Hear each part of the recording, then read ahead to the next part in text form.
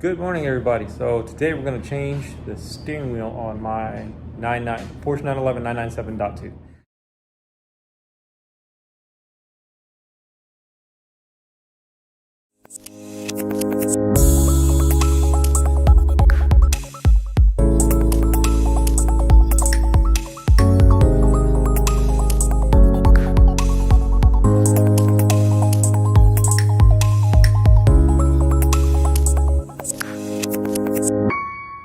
Actually, we're not going to change it. I already changed it. I just forgot to record it. So we're going to take the steering wheel off and put it back on. And I'm going to show you the process and procedure to do it. It's pretty simple. I'm going to show you all the tools you need.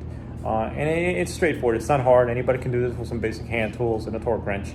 And I'll show you what to look out for and the important parts of it, including like the wire harness, the airbag, and those kind of things. This is the same procedure if you want to do a Porsche Cayman, a Porsche Boxster, Porsche 911 996, Porsche 911 997, any of them. I used the steering wheel for a 2009 Cayman that had the paddle shifts, and the reason I changed it was because my 2011, I think, Porsche 911 had the buttons for the PDK, and I wanted the paddles.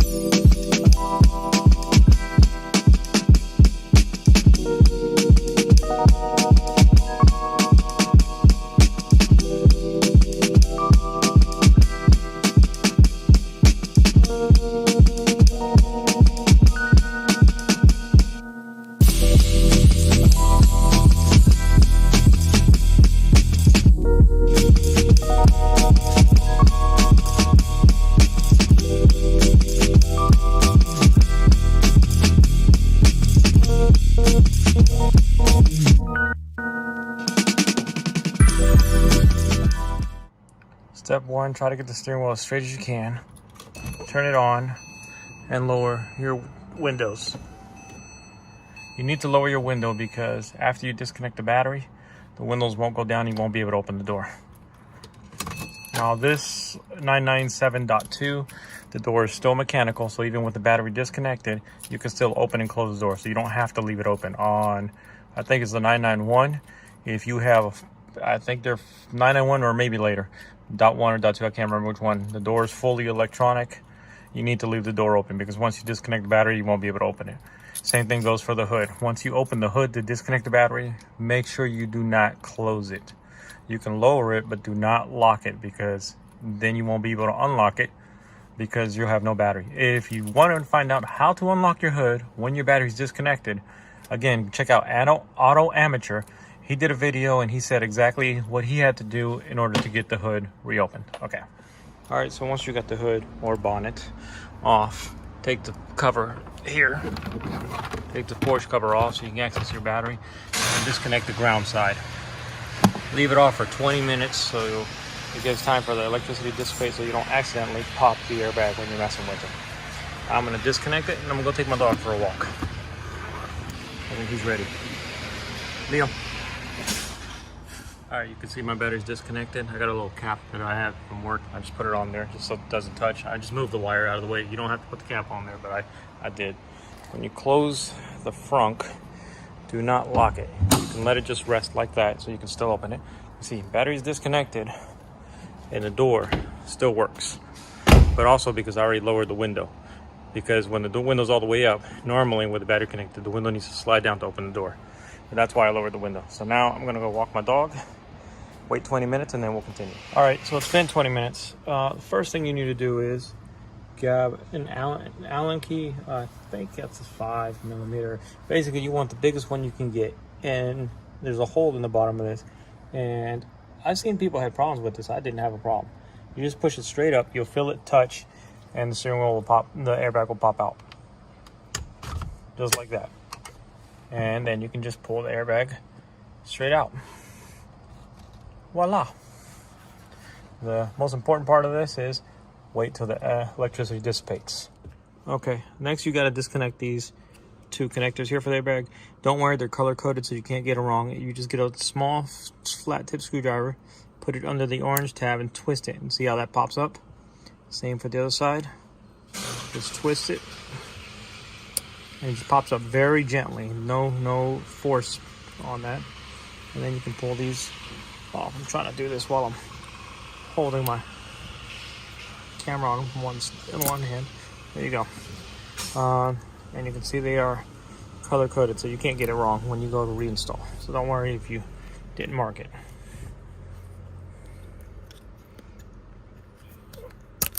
There's that. Okay, the tough part is this one. It's hard to see, but there's a little right in the center. You need to push that center down so it'll release it. It's like a locking pin. So I'm gonna need both hands for this one. So let me put the camera down and try this. Okay, so actually this time it came off real easy. Didn't fight at all. So if you can see inside there, it's kind of, I guess, spring loaded, and there's a little nub or a little nipple in there you need to push down, and that lines up with the hole in there. So once you get that out of the way, then your airbag's off. So what I was pushing at from the bottom, I'll show you. It's back in there. So if you look inside there, you want to use the biggest tool that'll fit in that hole so you can make good contact, and you push that up. This is what releases the airbag. And I'll show you on the back side of the airbag. It's these things. These right here engage those bars in all four corners. So you got to push that up so they can come, so that bar can come out of the slot and the airbag can just slide forward. Next, you want to disconnect that connector there and then take this bolt out. I'm using a T55, but you're supposed to use a triple square. The only difference is T55 is 6 sides, a triple square is 12 sides, but it does the same thing. Okay, hopefully I can get it off easily with one hand because I torqued it the other day. Before you do this, try to get your steering wheel as straight as possible. Try to hold it as straight as possible. I'm using my knees.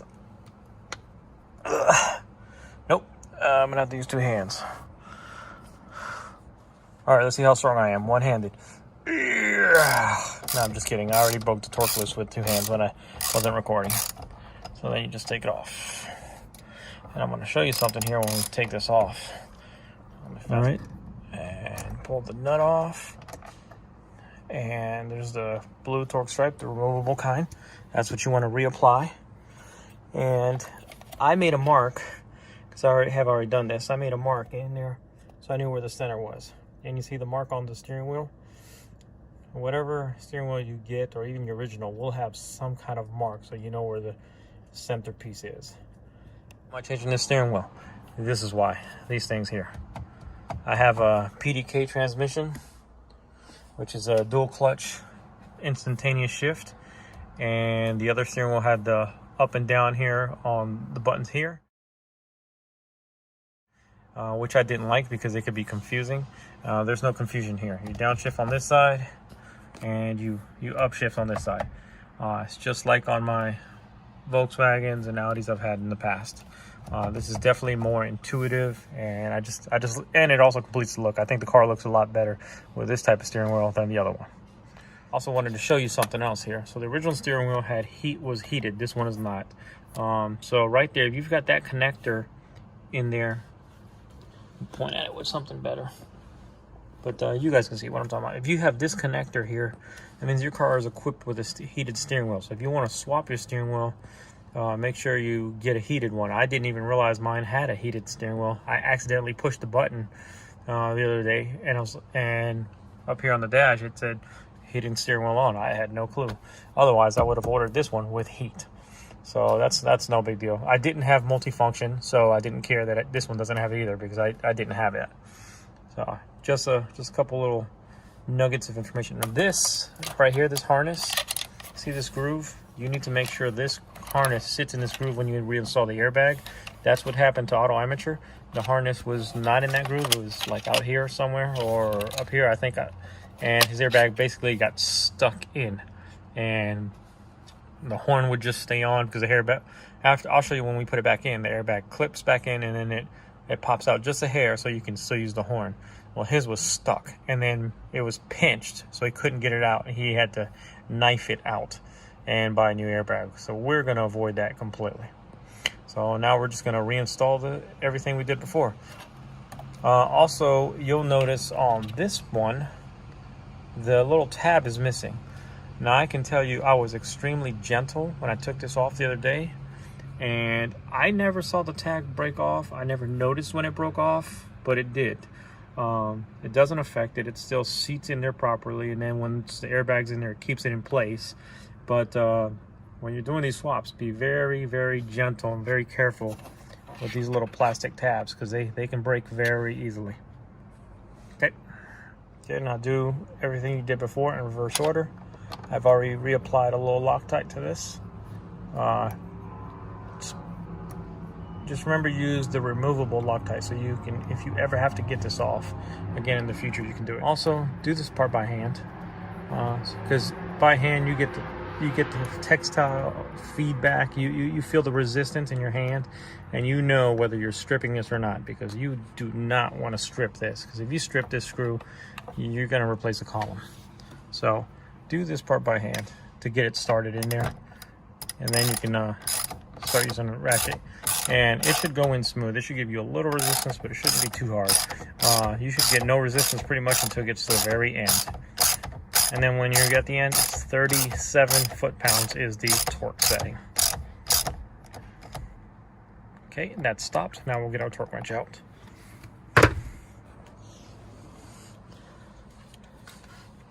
My torque wrench is already set because I set it the other day and I have not used it since. All right, it's all torqued up. Let me just hear it. It's hard to hold in. There's the click. And if you want to look here, it's hard to see it with the reflection. 35 plus 2 is 37. Yep, I went to public schools. All right, so now just reinstall all your connectors carefully. You don't want to, other thing you don't want to do is you don't want to bend a pin. Believe me, I work in aviation and a bent pin can be a nightmare. It's easy to fix, but you got to figure out which one is bent and all the related stuff to it. I pushed it in, it clicks in place. The only thing it's not going to do, it's not going to lock because I'm missing that tab. It felt like it locked, but I can pull it back out if I wanted to, and I know it's not locked. So then the only other connection is this, your steering wheel connection, because I do not have the heated steering wheel on this one. I have the connector there, and the module is in this car. I just unfortunately did not buy the heated steering wheel. So let's do the airbag. My assistant here has been watching it. Thank you, Leo. Okay, so again, like we did with everything else, let's install everything in reverse order. So let's install this one first. And see if I can get a good angle on the camera there. There we go. So when you slide this on there, you'll feel it and I'll shut up, maybe you'll hear it click. You hear that click? It's on there, it's locked, it's not coming out. So next we'll do the two connectors. Like I said, they're color coded. Make sure the tabs are up. Those are your locking tabs. They only go in one way. Can't mess it up. Oops. Well, you can mess it up if you let it slide out. Let's trying to hold and film with one hand. I really need 3 hands.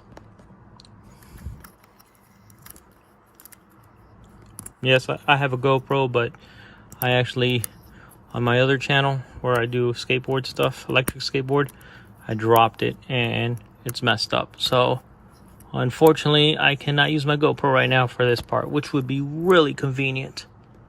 But here we go again. Okay, that's down.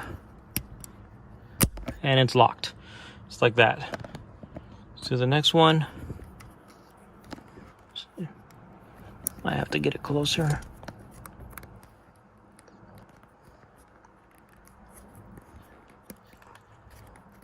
Down. And with these things, there's no force. I mean, it slots in. It's slotted to go in one way. You can't put it in wrong. See, like that wasn't in right, so it came right back off. That's okay.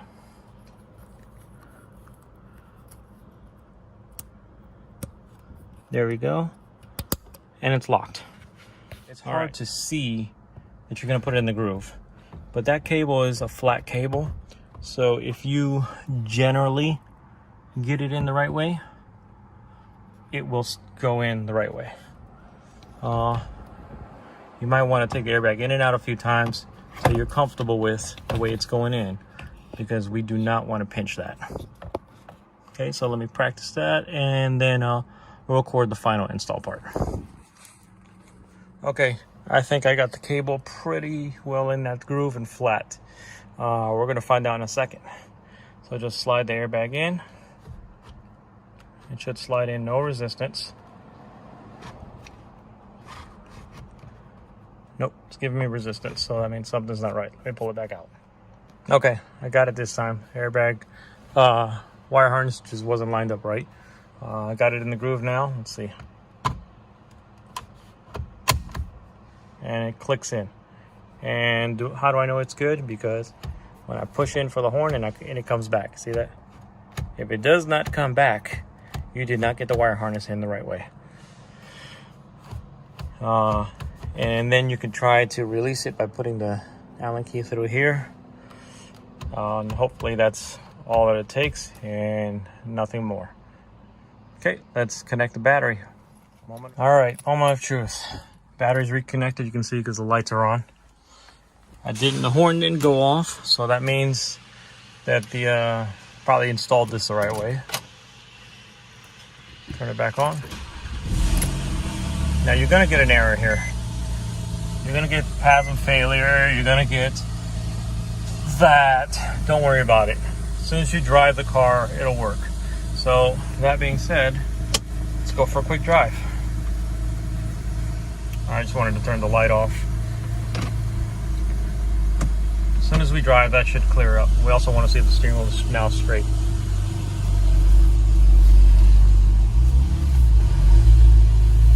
Sometimes this garage doesn't open when you get close to it, so it's alright. Just have to hit the remote button.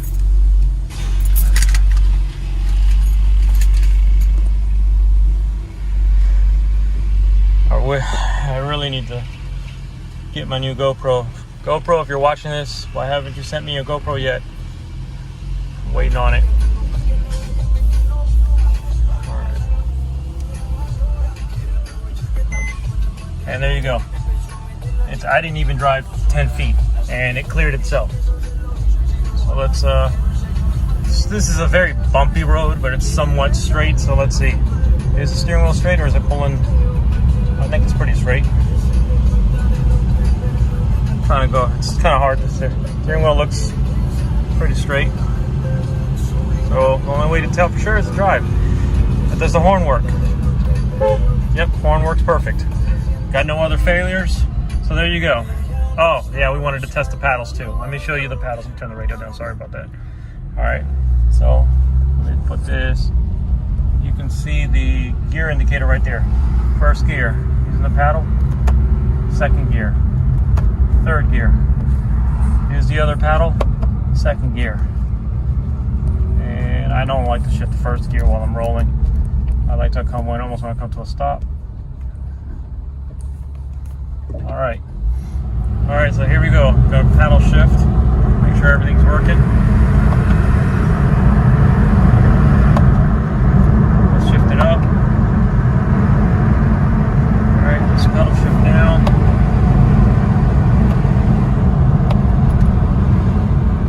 That's working fine. Mag ride. There we go. Now we're in sport mode.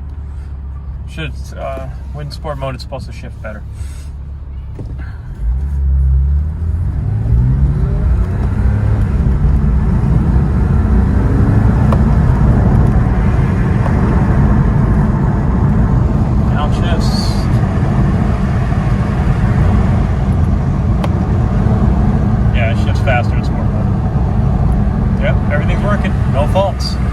Got my trusty Hey, Leo. Leo doesn't care. He just likes to hang out. Porsche Cayman steering wheel with paddle shifts. Plug and play on a Porsche 911 997.2. Let me know if you have any comments below. Like, comment, subscribe. This is actually my second mod on this car. We're going to do some more.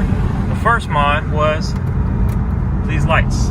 I changed all the lights to LEDs. So this is actually mod number 2. Keep tuned. We got a couple more things coming. Alright guys, I wanted to show you a little trick I learned. Remember earlier I was talking about the wire harness that runs around here, and if you have to get it in that groove, if you don't, this will get stuck. So after I did my test drive and I came back, I wasn't 100% happy, so I wanted to adjust it again, and I did. And when I put the steering wheel in, guess what I did? Or the airbag. I got it stuck, just like auto amateur. However, by trade, I'm a mechanic. I'm an aircraft mechanic, not a car mechanic, but if you're a mechanic, you're a mechanic.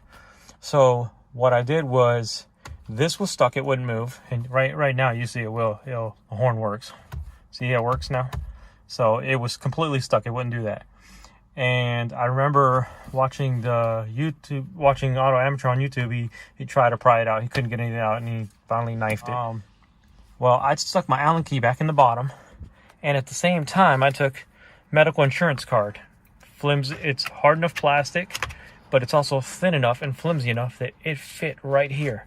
And I was able to guide it and push all the way in and kind of guide the wire harness into the groove. Put the Allen key back in, and while holding it in and pushing up on the spring, I had the plastic card inside of here, because this was not going to mar this up because it's plastic.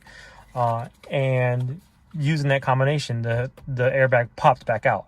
So I was able to take it out, look at it, make sure nothing got bent, nothing got damaged, inspect it, it was good, put it back in, and pay really close attention to that wire harness.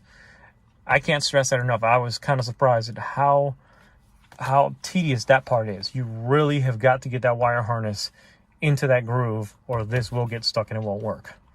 So just wanted to share that little piece of advice to help you guys in case this happens to one of you guys and your airbag gets stuck. Now you know a way to get it out without chopping it up and having to spend money on a new airbag. Okay, thanks for watching.